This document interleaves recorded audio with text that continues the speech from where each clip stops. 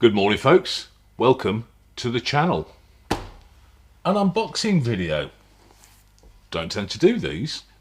I do review videos and ultimately that's where this is leading. Been speaking with Sherlyn at Crimson Hides about their bevelers.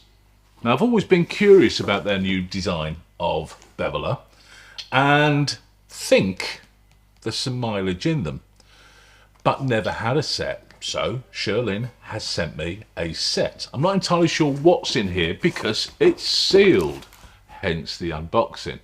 And this is a little bit of a prelude to tell you that that video is coming up. This is not the review of those tools because I can't open the box, try the tools, review them and get an honest impression. I need to use them. And more importantly, I need to get the students to use them. There is an issue with bevelers. There is an issue more with the using of the bevelers, not necessarily the tools.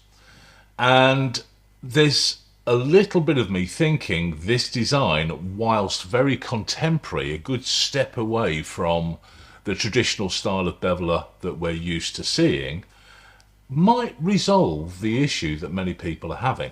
So I'm a little bit excited about this, but I thought I would let you know that video's coming. This is not the review video. This is the unboxing of the goodies to see what we've got.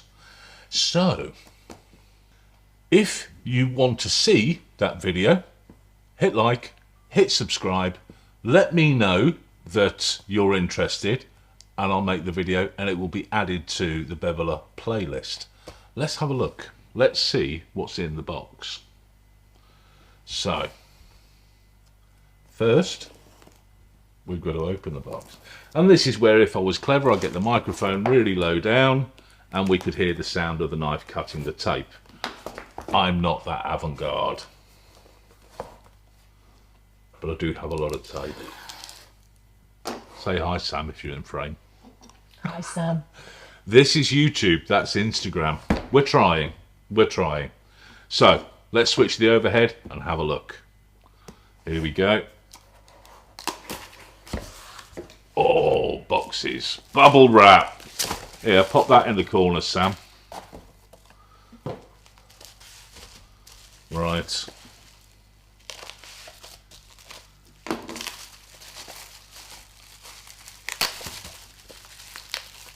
And just... ooh, 3 boxes there. Just for those that are like us.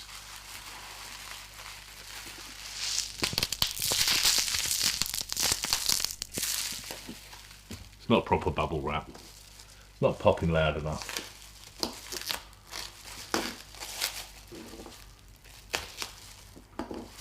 Three more boxes of bubble wrap, and we got.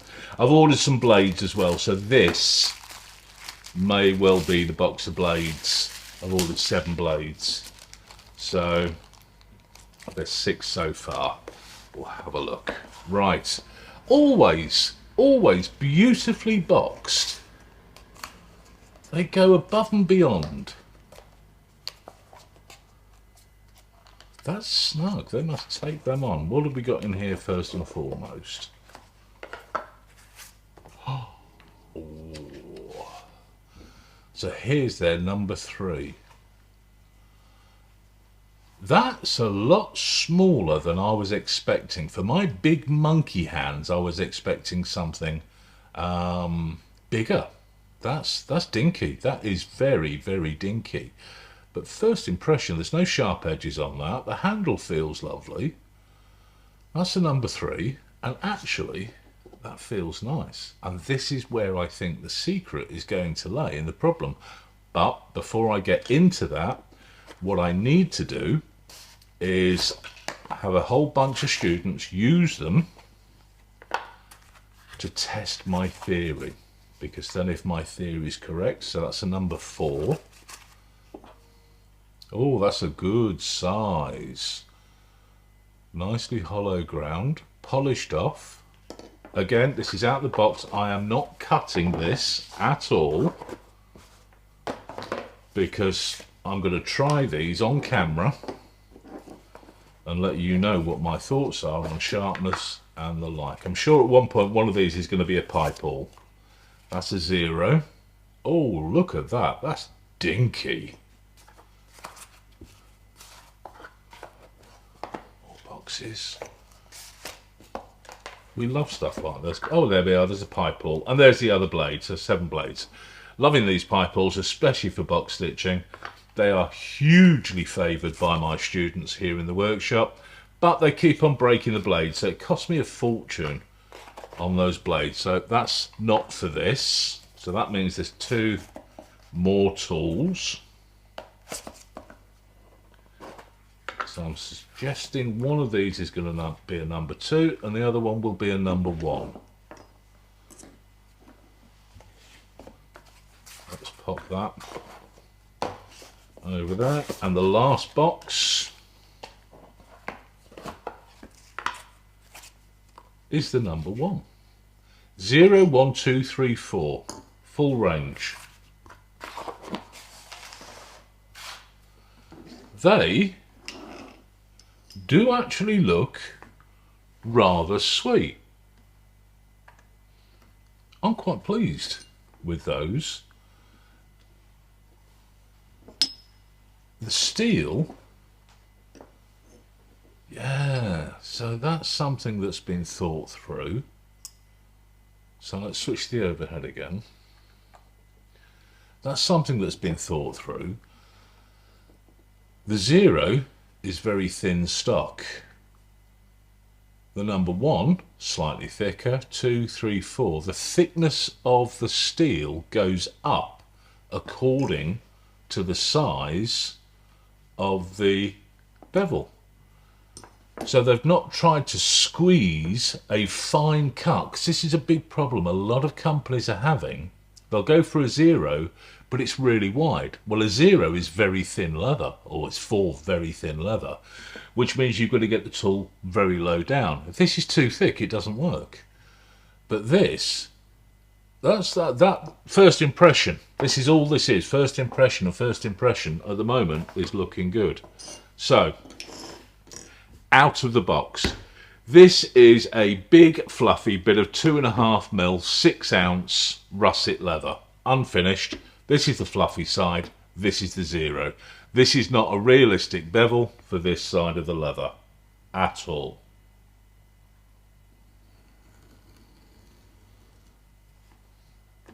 But it achieves. That's always going to be fluffy.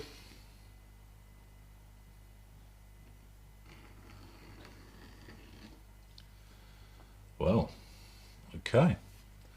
The 0 works. Shall we have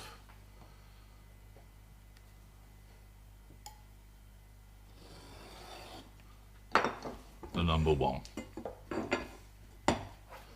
Back first. Much more suited to the leather.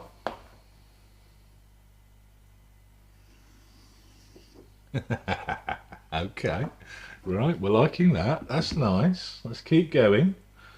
Very clean, very smooth. Let's try number 2.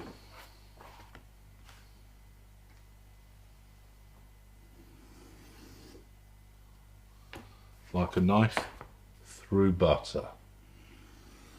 I would say for a 2.5 thick leather, number 1 is the absolute optimal.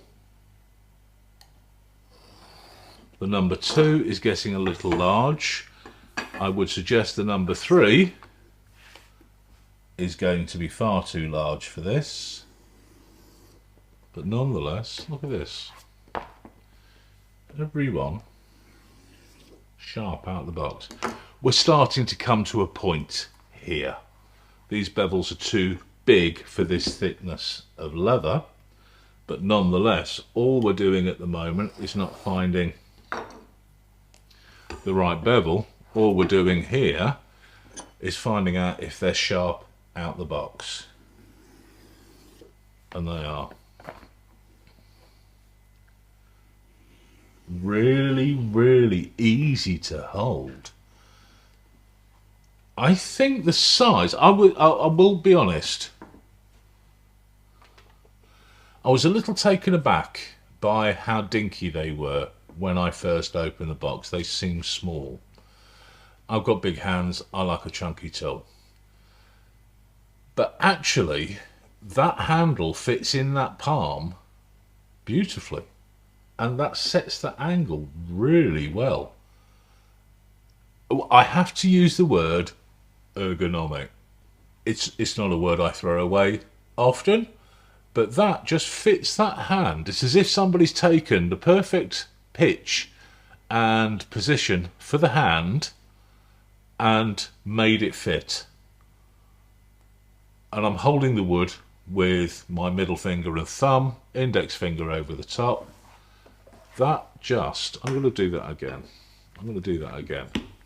Because this is, again, something. And I'm picking it up, I'm using it. I need to put it in a student's hand and see what they make of it without telling them how to use it.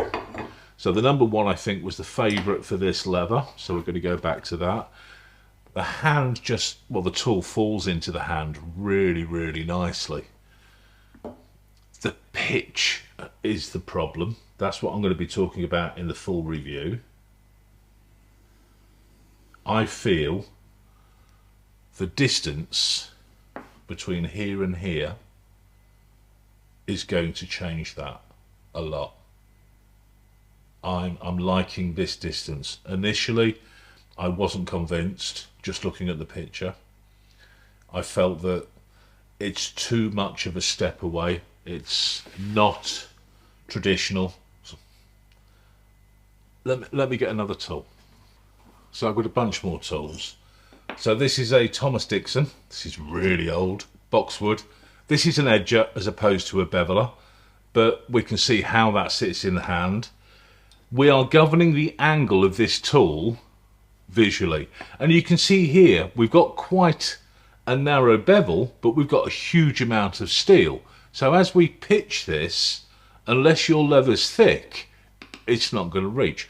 It's a broad, this is a number 4, so it's used on thick leather, but nonetheless, there's too much steel either side. Can't go back and change that. They stopped making that particular style in the 1800s. We've got here, I think this could be the Chiochinelli.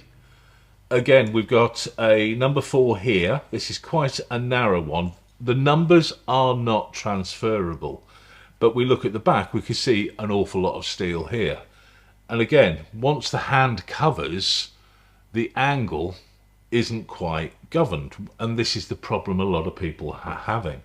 Barry King, much better. This is a 3, but Barry King makes more for the American saddlery industry, and as a result, they're bigger, heavier tools. The numbers don't equate. This is a 4, this is a 3. The 3 is bigger than the 4. Then we got Palo Santo, probably one of the most common on the market at the moment because they are really good. Again, they're following the same principle of very narrow steel, so it's intimate, it's nice. Let's find our number 2. Very, very similar. Whether they're the same, it's a different matter, but they are very similar. So if you're used to Palo Santo, and again, when we hold the tool, we're hiding it. But this very narrow piece here, sometimes we're not getting at the pitch. This is why this appeals. It appeals because it's much easier to see the pitch. There's so much more steel. It's almost like a rudder. This is the same situation that we had when I was sent the original set of KS blade irons. They sat on the bench forever. They were the ugly sisters of the stitching iron world. That's on the video. This isn't the ugly sister, but it's a very, very broad step away from what we're used to. But I think there's mileage. Beautiful tools to use. Odd looking. Step away from convention. But are we stepping away from convention to just be clever and come up with something different? Or are we stepping away convention from? Are we stepping away from convention for a purpose? And is that purpose actually assisting with the caliber of cut that we get? Ultimately, there are any number of tools that will do this job really, really well. Simple as that. You choose the Barry King, Horseshoe brand tools, Palo Santo. There's absolutely loads of tools out there that do the job beautifully. What I will say about the Barry King and Jeremiah Watts bevelers is because of the style of leather work they undertake, their numbers equate to a much heavier leather. That's what they're designed for. Whereas we're looking at a more delicate sizing when it comes to Palo Santo, Crimson Hide, and perhaps some of the others. But Crimson Hide so far are the only ones that have come out with something like this.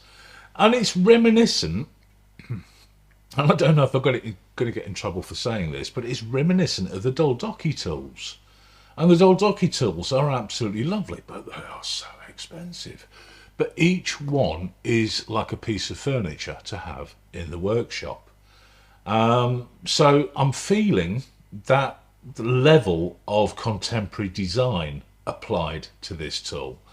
Whereas with many of the tools, we can get very flamboyant with the design. We can be a bit clever, and it doesn't impact on the use. However clever it looks, whatever the design is, it works exactly the same way. This, without doubt, works effectively. We've just seen the cuts. But I am feeling, I'm getting into a review here, aren't I? I am feeling that this distance, because we look at here, the distance, and we've got nothing to act as a paddle to say if we're absolutely bob on. Whereas you look at this, very much so we have. So when you're doing it, you can actually see. We could even take a measure at 45 degrees and have a look at that and see if we are spot on. We have that ability because of this large plate. But not just that, to be fair, I can see that sitting at 45 degrees, and that just runs down there a dream. People are varying. That's a big problem with beveling. This, I think, is going to prevent that. So I'm going to play with these. I'm going to have students come to the workshop and try them. I've got a big box stitching course coming up at the end of the month. If you're interested in that, there's one spot left. But of course, if you're watching this after the end of the month, then the box stitching course is gone. These are going to get used during that course, because box stitching is the one place where people vary the beveler and we see the impact of that the most. This, I think, will have a huge impact on that, but not just there, any piece of leather that we bevel. So if we get rid of the other ones and we bring these back into play, the 1, the 2, the 3, the 0 and the 4, there's our full set. They look absolutely lovely. They feel a dream. I'm going to look forward to playing with them and then bring you a far more in-depth and detailed review on my thoughts and feelings. I'll tell you costs, I'll tell you materials, I'll tell you sizes, and I'll show you the results. So that's coming up. I thought I'd throw this in there. There's no reason not to. I'm excited by it. I want to generate your excitement as well. I hope you look forward to it. Again, if you're not a subscriber, subscribe. It tells me I'm making content you want to see. I don't make a massive amount of content for YouTube because I've got a business to run and I don't have the time. But nonetheless, lots of you are finding all of this very useful, so I want to feed into that. But let me know. Hit subscribe, hit like. Let me know in the comments what you think. First impressions, what you think. You're doing the same that I did, looking at a video, looking at pictures. You're going to have an impression. Don't like those. They look horrible. You kind of need to put your hands on one. If you've got an opportunity to come to the workshop, come and have a play with them. They are amazing. First impressions are amazing. Let's find out. Let's really try and put them through their paces. But until then, folks, take care. If you want to see more content, let me know what you want to see and I'll see what I can do. Have a good day. Oh, they really are dinky, aren't they? They are. They are. It just wants to It's sit weird, there. but does it? Well, okay, it's dinky, but what does it feel like in the hand? It's really smooth, really. It feels like quality. It's almost, it's telling you, if I hold that like that, and then you just sort of go to grab it, because the handle's so small and sits in the fingers rather than back into the hand, I'm already at a 45-degree angle. Yeah, if the handle was bigger, it would sit up there, and then you'd sit it upright. bring the hand up. It's Yeah. weird, isn't it? That's really clever. Give it a go. What number did you say was best on this leather? I think for that leather, number 1, do the back first.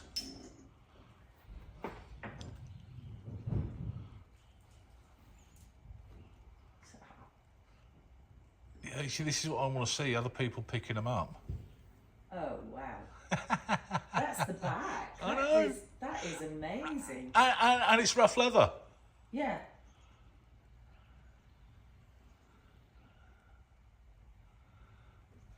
I want these. They're really nice.